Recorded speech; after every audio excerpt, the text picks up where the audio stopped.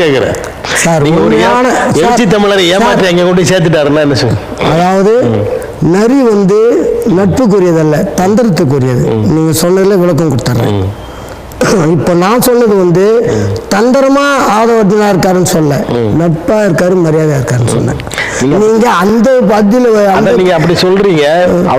இல்ல நீங்க அதே தான் இதுல திணிச்சு போறீங்க. காக்கை உருவில் நரியாக இருக்கிறாருன்னு சொன்னாங்க. ஒரு உண்மையாகவே நல்ல ஒரு நட்பு இருக்கு, மரியாதை எழுச்சி தமிழர்கள் மீது இருக்கிறதுனாலதான் அவர் வந்து இவரை பார்த்து நான் அந்த கட்சி போயிட்டு இது இந்த கட்சியிலிருந்து வெளியே போறாரு சார். ஒரு தலைவிட்டு வெளியே போறாரு, அந்த தலைவிட்ட வந்து ஆசீர்வாதம் வாங்குறாரு.